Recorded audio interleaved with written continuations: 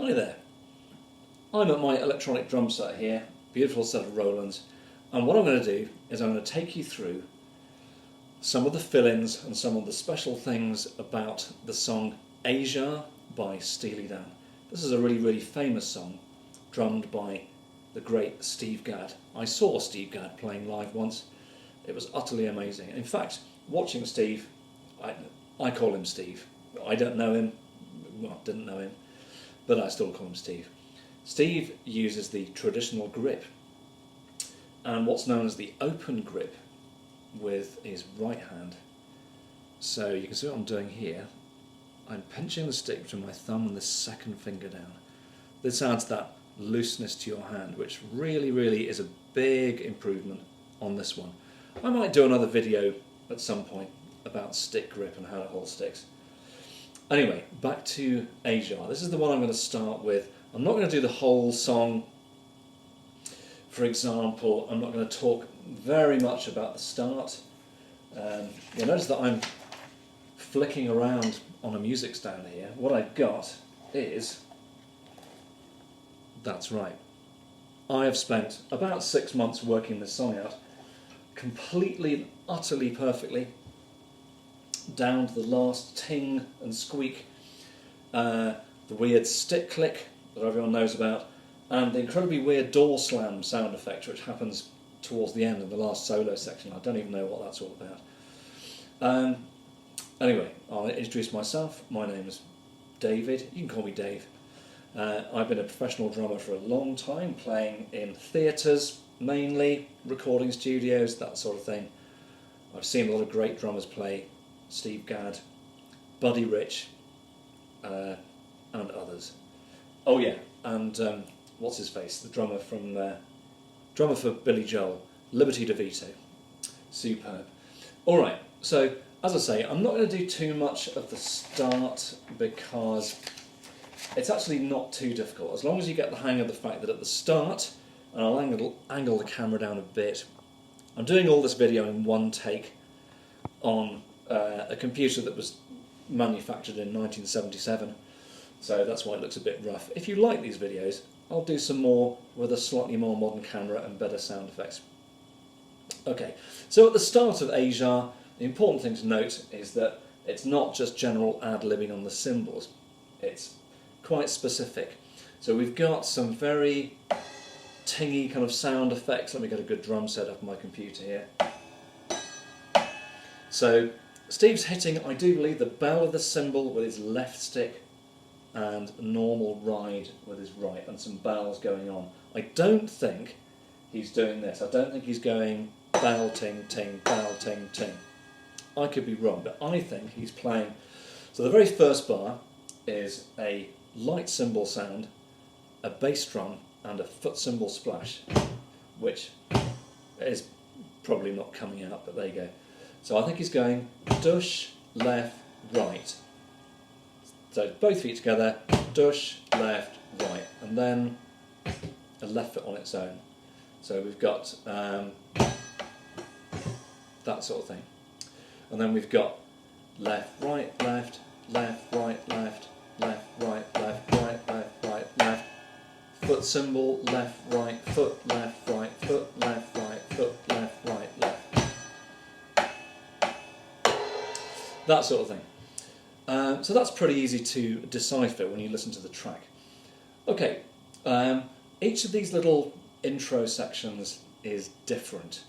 You can't repeat it. So if you've got a download of this and it says repeat, well, you can't really. Steve doesn't really repeat much stuff. All right. So I reckon this song breaks down into maybe 4 types of chunk. Is that a musical word? Chunk? 4 lumps. There's the gentle tinkly bit at the start that I've just done. Then it goes on to the,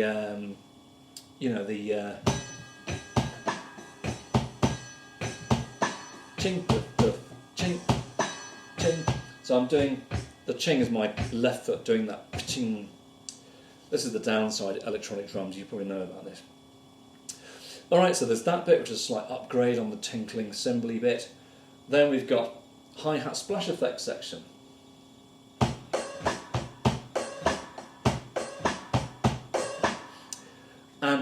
each bass drum placement is quite specific. It doesn't just go dum, clap, dum, dum, clap, dum, dum. Sometimes it's dum, clap, dum, dum, clack, no bass drum.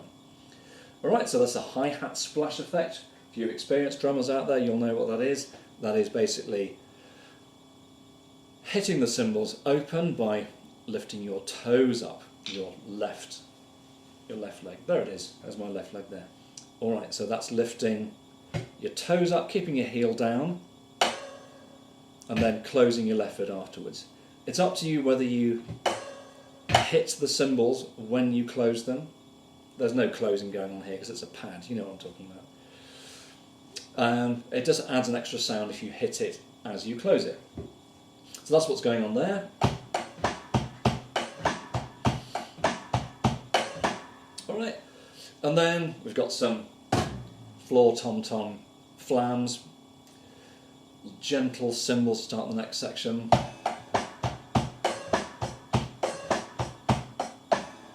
And then we've got a lovely ting-tang, ting-tang, ting-tang, ting-tang, just before the 3/4 bar. So I think that's going ting-tang, ting-tang, ting-tang, ting-tang.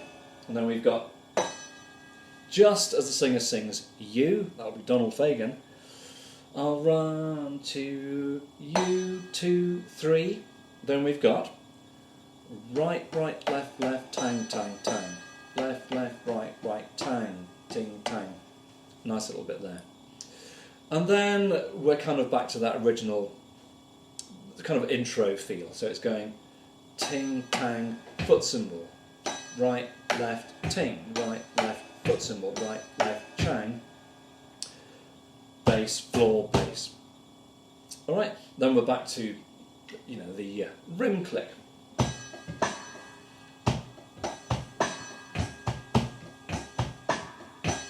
That's a half-time feel going on there.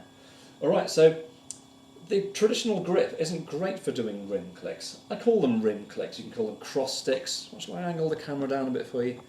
There it is. So there's a rim click played on a Roland V-drum kit. On a real drum set, you'd want the butt of the stick about 4 fingers away from the shiny bit. About 4 fingers away from the rim, and try and make that part of the snare and that part of the snare look the same, so don't have it stick up there. Have it bisecting, there's a posh word, bisecting the snare. This doesn't work on a Roland kit, they want you to put both ends here. I don't know why they do that. Alright, so that's that bit, and similar stuff happens for, I don't know, about the first couple of minutes. There's a lot of very specific stuff going on, which you really need to know about. And you can get this by buying a download of the song, just make sure it's exactly right. Or even better, just try and write it out yourself. Learn how to write drum notation. Alright, so I'm on what I call page 2 out of 5 pages of this. I'm talking whilst looking at my sheet music here, trying to work out what I've written. Okay, so we've got that 3/4 bar again, where it goes 1, 2, you, 2, 3, ting, tang, tang, ting, tang, tang, ting, and all that sort of stuff. And then there's a big fill-in coming up, you know, it goes da da da da, ting, ting, ting, ting, ting, dum, dum, dum, dum, dish. Alright, you can work that one out, that's fairly straightforward. Then we've got that lovely bit, you know, the dun, dun, dun, dun, dun, dun, dun, you know, the little bling, bling, bling, bling, bling, bling, bling, bling, bling. What's going on here? There's a high tom-tom going on. High, you can't hear that, you can't see it, my hi-hat's in the way. So we've got this going on.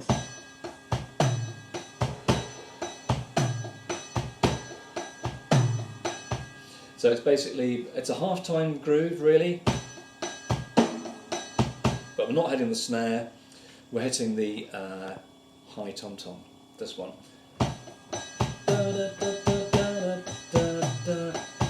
And a lot of that dish going on. One or more cymbals. I suspect Steve's using his left foot here going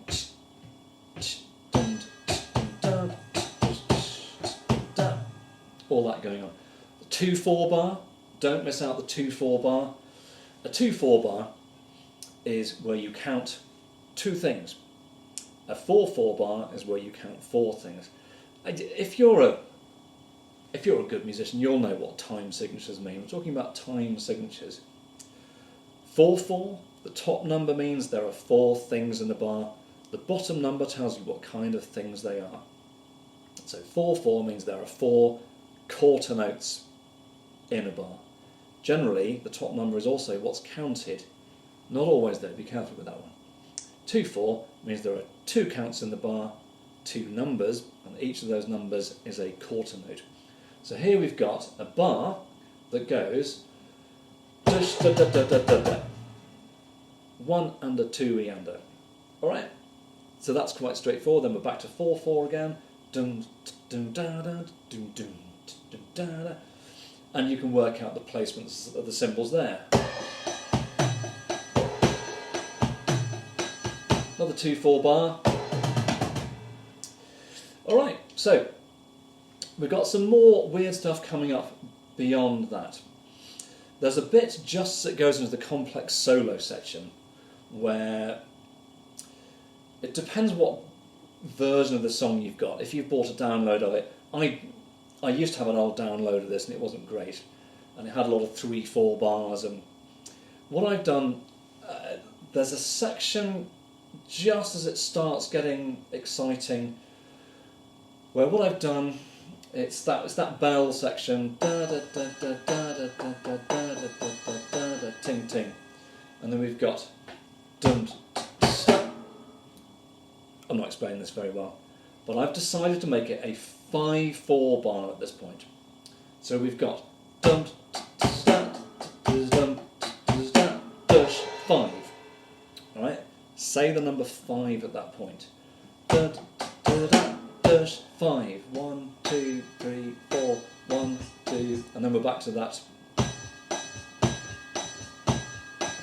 Dum dum dum dum da da. All right, so it all depends how you want to count it, but when you listen to Asia, it's not quite so obvious where the number 1 is. You need to know where count 1 of a bar is, and it's easy to get caught out with this one. So it depends how you write it out. I go for a 5/4 bar at this point. All right, so I'm not doing a run through of the song. You probably gathered there are loads of brilliant drummers on the YouTube doing brilliant versions of this. So if you want to see someone playing it, you know, there are lots of videos. There are a couple of fill-ins that generally I find that I've got to be careful here. There's a couple of fill-ins coming up in the complicated section. I might do it in this video, I might do it in another video, I don't know. There are some fill-ins that I've seen drummers do online, and I don't think that's how Steve is playing them, and it's not how I would play them. I'm not saying they're wrong, you know what I'm talking about. It's just that I think Steve Gadd is a very careful drummer, and I don't think he would do a fill-in that is really, really hard to play. He plays fill-ins that are natural for him, and why they're natural for him is because he was originally, you know, a military kind of marching band drummer. He knows his drum rudiments, and a lot of his fill-ins are drum rudiments. If you know them, you're fine. Okay, so we're about 3 minutes 45 seconds into the song now. We've got that similar kind of stuff. There's that bit with that long cymbal roll, which I think is over 2 cymbals.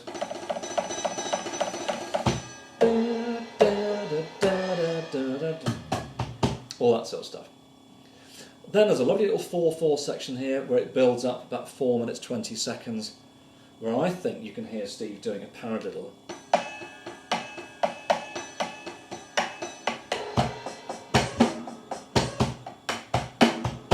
Five, 1, 2, 3, 4. Da, da, da. Yeah, you know what's coming next. We're building up to the first big solo section, which is about 4 minutes 40-ish into the song, the first really, really weird bit. the exciting bit, just after the 2/4 bar.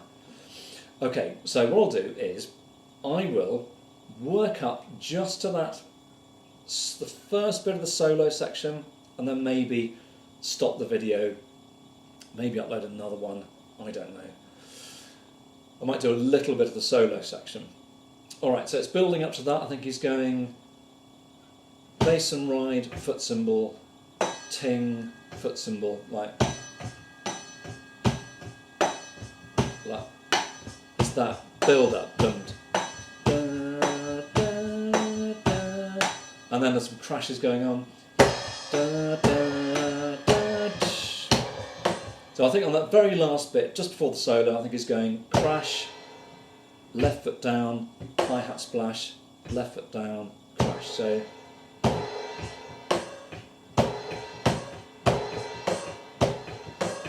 but with the cymbals much more open.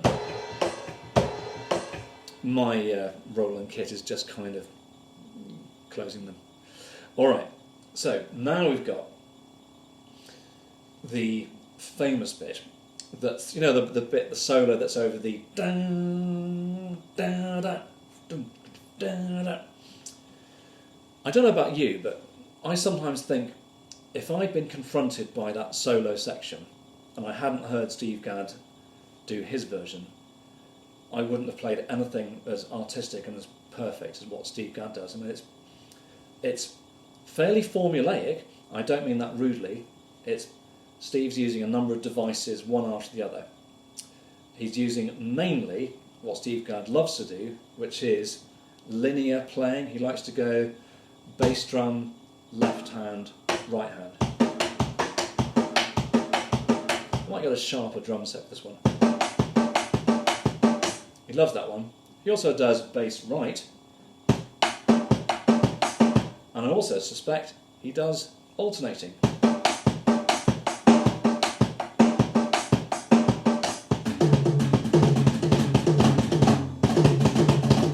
It just adds a really funky sound. So there are some fill-ins coming up where, I'll just angle that camera down, he could be doing this, bass left right, or he could be going,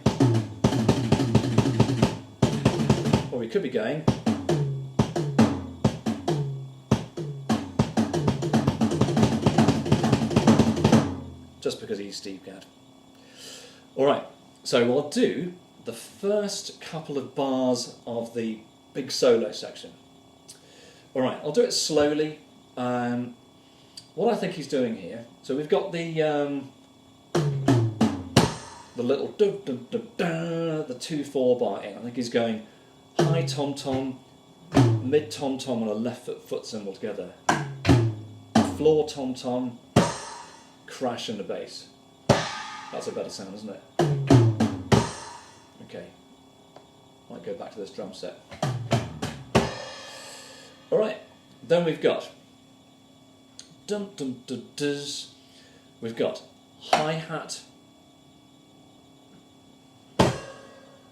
bass and open splash. Okay? So dum dum, left, right, right, left, left. I'll make that clearer. From the beginning of that bar, so that was a hi-hat, then a hi-hat splash effect. Left hand snare. Close the hi-hat and play it twice.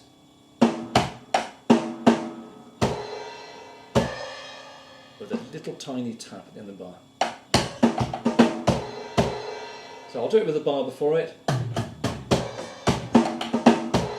Do that again. Okay. So dum dum dum dum dum dum dum dum, and then the really famous fill-in section, which is alright. That sound, I always hear the words, look, there's a. I would normally like to play this as right, right, left, which is what's called correct sticking, but I think Steve's going left, right. And here it comes, bass, left, right. So, bass, left, right, bass. So that's that Steve Gadd device that I mentioned before.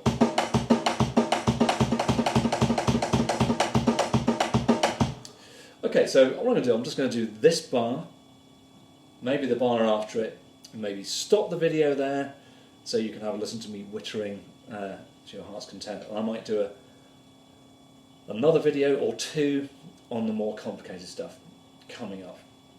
This is just to get things going. Okay, I've got to make sure to look at the camera.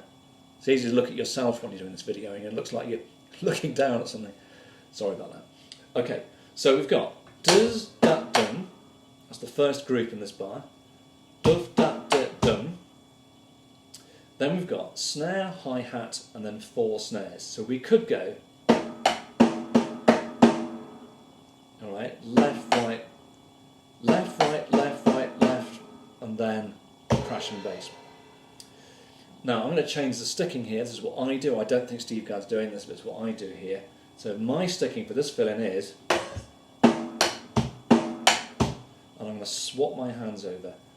Right, left, right, left, right, left, which sets my right hand up to what I call correct sticking on the hand.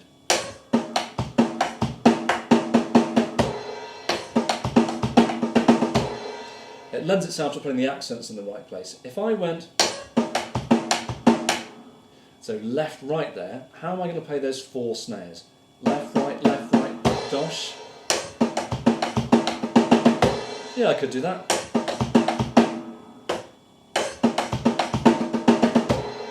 I like to do it this way. And then he does it again. But with a rim click. Yeah, didn't expect that, did you? So I reckon, on listening to this track, Steve Gadd goes, and then, okay, I hope that's coming out on the recording. So the last bit, instead of being, is, I think he's just clacking the edge of the snare. It makes a tick sound. Did he mean to do that? Let's say yes. Okay, I do have a crazy theory about the stick click in this song as well, which I know won't be popular. I think at that moment where Steve goes to the stick click, it's where he has been going for tom-toms in the previous section, I think.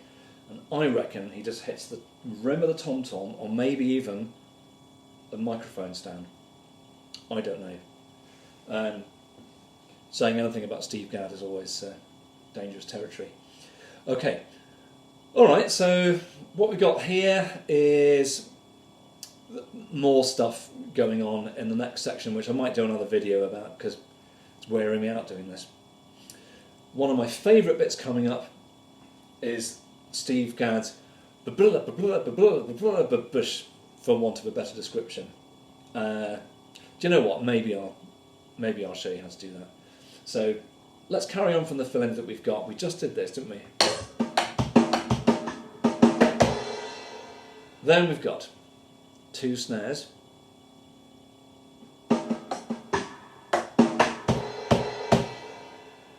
That's not very clear, is it? Okay, but I'm sure you can work it out. It's just a random collection of snare drums. Click, hi-hat.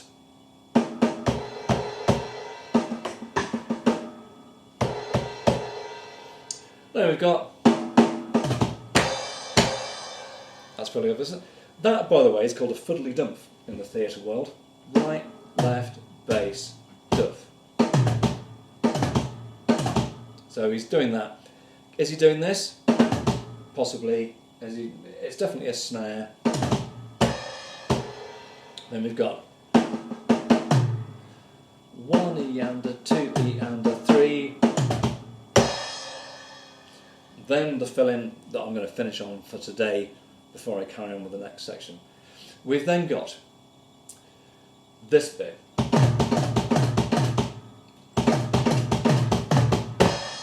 Okay. What's he doing there? Alright, if you know your drum notation, you'll recognise that what's going on there, if we take out some of the drums that he's playing and you just keep the bass drum and the snare, the first group is that shape, da da da, just go with me on this one. The second group is that shape, da da da, and the next group is that shape. Yeah, that's clear, isn't it? What I mean to say is he's doing this basic rhythm,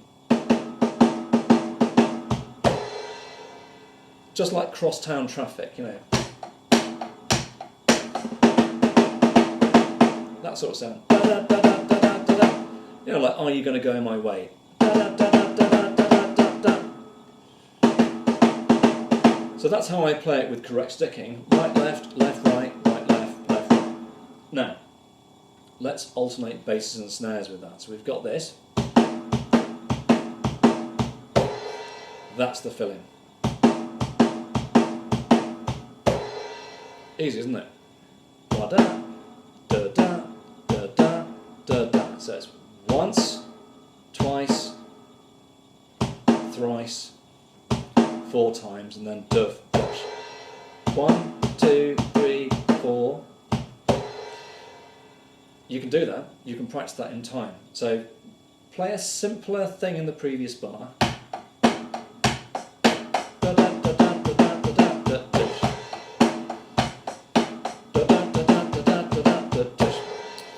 So, if you keep in your mind that you've got to go da da da da da da, that snare, da da da da da da da da. It's not da da da da. You've not got much time. Da da da da da da da da da. That's easy, isn't it? Oh no, wait, there's more. Oh no.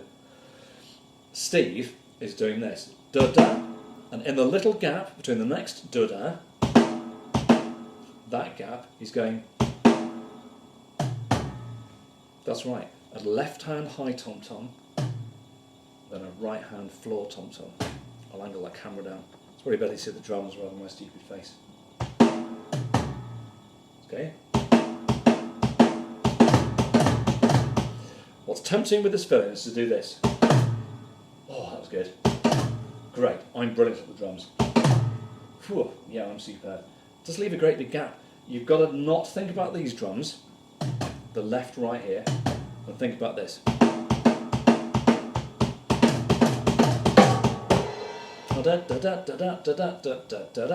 So I practice this by doing this over. This is my drill for this.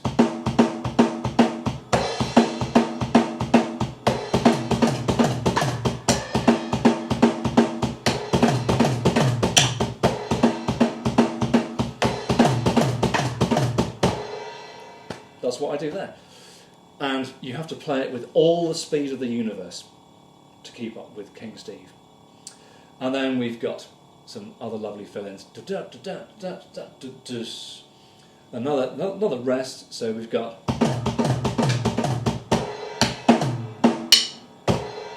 There's that stick click. Okay, so that second bar is rest, crash. Okay, and then just click your sticks. If you're playing for a Steely Dan tribute band, and there's a very good Steely Dan tribute band near to me who keep threatening to get me to play for them, which I'd love, actually, but whoa, what a workout. You'd have to do that stick click. If you didn't do the stick click, people would leave, quite rightly so. And then we've got more tinkly stuff going on. We're coming up to the absolute killer fill-in, which everyone's terrified of, which will be the subject of my second video, for which I may wear a different costume. So that's just the first video I wanted to do. It's just some of the bits of Asia. It's me wittering on a camera attached to a computer that was built in probably 1977. What I might do is try and work out a way of putting it through a program so the electronic drums go, you don't need to know all that techie stuff. Alright, so I hope that's been of use to somebody. If it has, then brilliant. If it hasn't, then, you know, there you go. If I'm playing anything wrong, you know, by all means, put it in the comments down below. if you feel like it, but try and be nice. It's just my interpretation of what I think Steve Gadd's doing here. I'm going to finish this song off, do more videos like this one. Any song that you might want me to explain in a kind of a lo-fi, low-tech kind of way. It's not about me showing off. I don't want to play a full version of a song and then look all moody in the camera and say, that's me drumming it. I want to take out some of the mystique of this stuff. And I hope I have with this song to a certain extent, maybe mainly with that filling. Just think of it as da-da-da-da-da-da-da-da-dush. You get the bass snare, ba-bang, ba-bang, ba-bang, ba-bang, ba-bush. Let the other drums play themselves in the gap. Bum-bang, ba-duff. Okay. So as I say, next video I'll go on to the really complicated filling, and then I might do some generic how to play blues, rock, funk stuff, and various other little secret tricks that I developed over the years, playing in the pit and on the stage in active musician shows and musical theatre around the country. Little things that make life easy for you and keep you accurate. So just before I stop, that filling again.